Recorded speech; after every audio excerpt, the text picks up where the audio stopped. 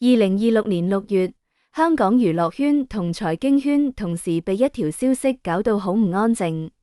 網上傳劉鑾雄全家已經套現晒資產，成個人移民去英國定居。另一條消息跟住就出嚟，話劉鑾雄病情惡化，病重到返唔到香港。兩條消息疊埋一齊，大家就開始對甘比近期頻頻公開露面嘅行為進行解讀。結論好統一，老公走佬，甘比被逼出嚟撐場。呢個講法喺社交平台上面轉得極快，但經唔起基本事實嘅檢驗。先睇移民呢條，華人置業官方歷年業務公示入面，從來都冇出現過全家撤離香港嘅任何表述。劉鑾雄本人喺公開訪談入面都講得好清楚，家族早年喺英國買咗物業，嗰啲係正常嘅海外資產配置，同移民係兩回事。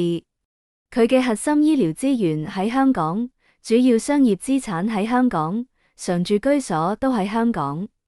術後長期覆診，專職醫護團隊全部設喺養和醫院。一個腎臟移植術後需要持續服抗排異藥物，免疫力嚴重受損嘅人，身體條件根本就唔支持長途跨境遷居休養。話佢全家移民英國，邏輯上就講唔通。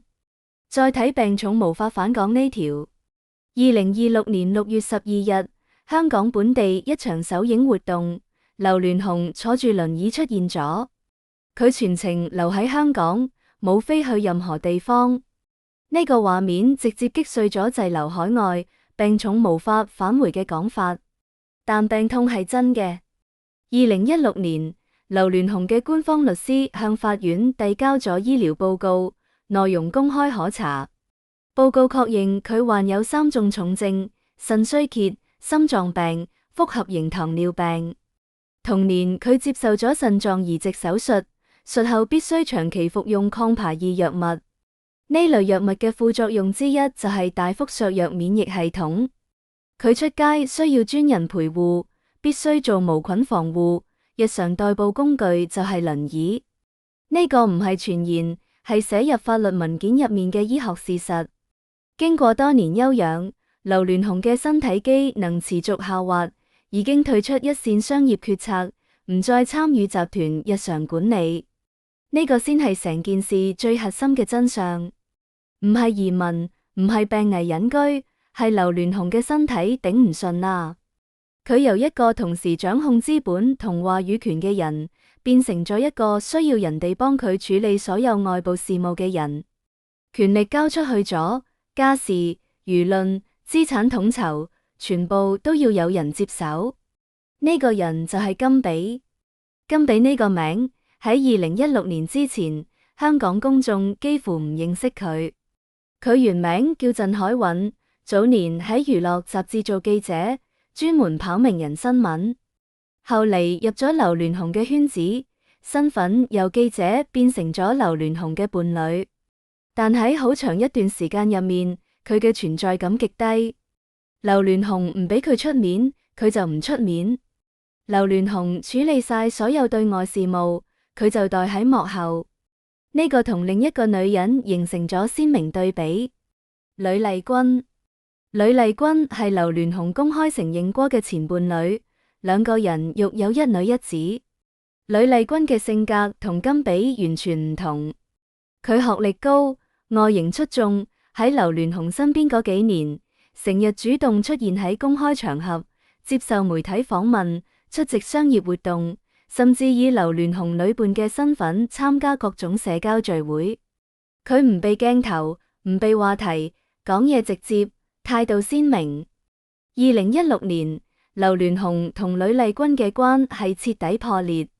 導火線係一封公開信。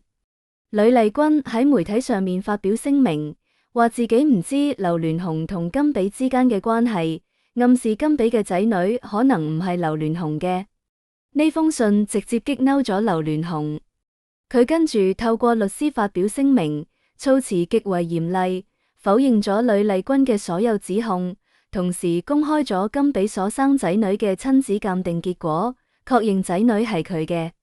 呢場公開決裂之後，呂麗君被徹底排除出劉鑾雄嘅生活。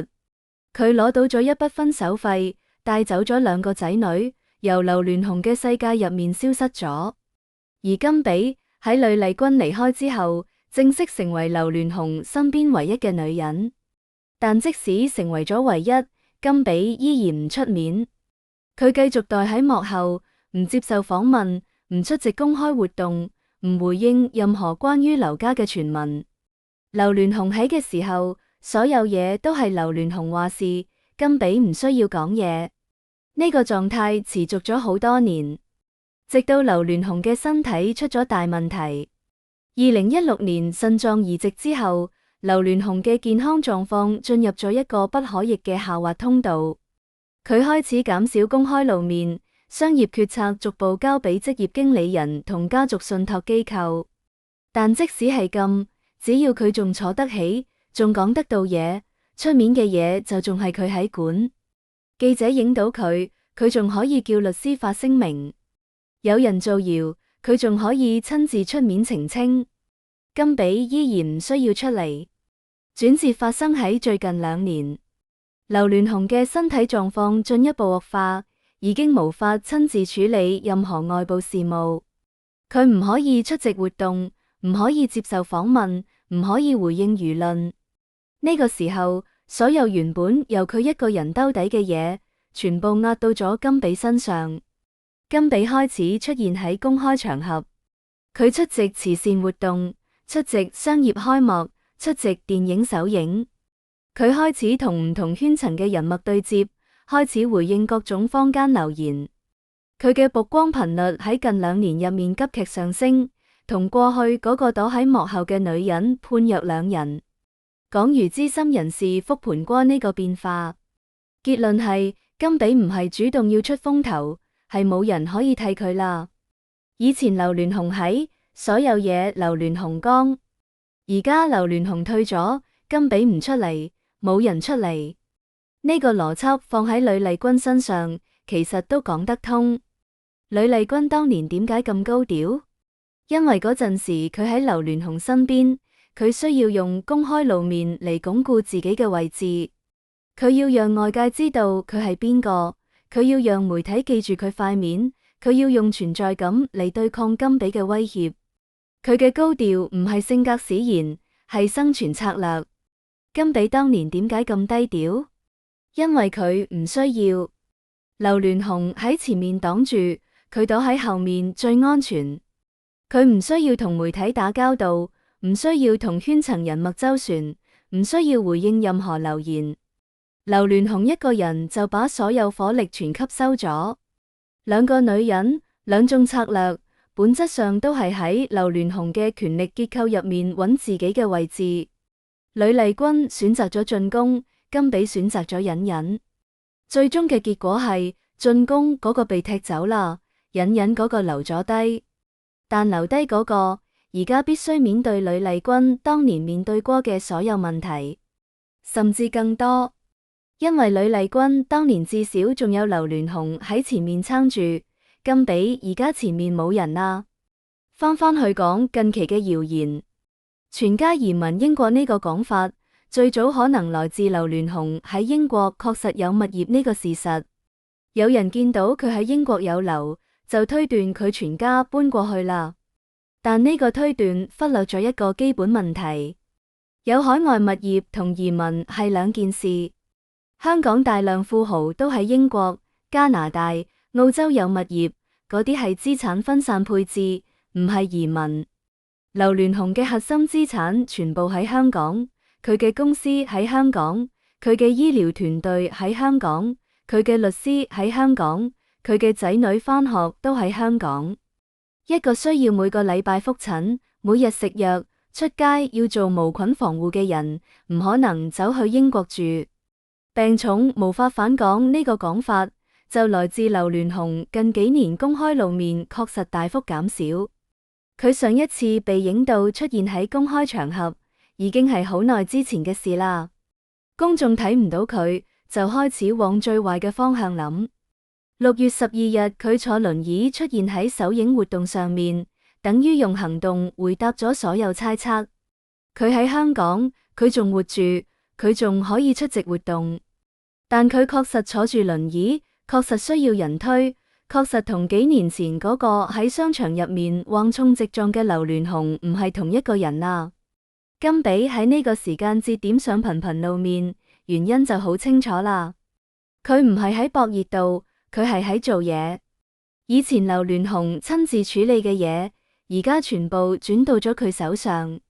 家族資產嘅對外溝通，商業活動嘅出席，輿論留言嘅回應，慈善事務嘅對接，仔女教育相關嘅安排，全部都係佢喺做。佢冇選擇，亦都冇退路。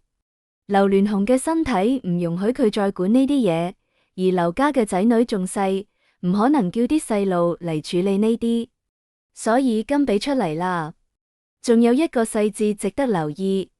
呂麗君嘅兩個仔女而家嘅狀態同甘比嘅仔女完全唔同。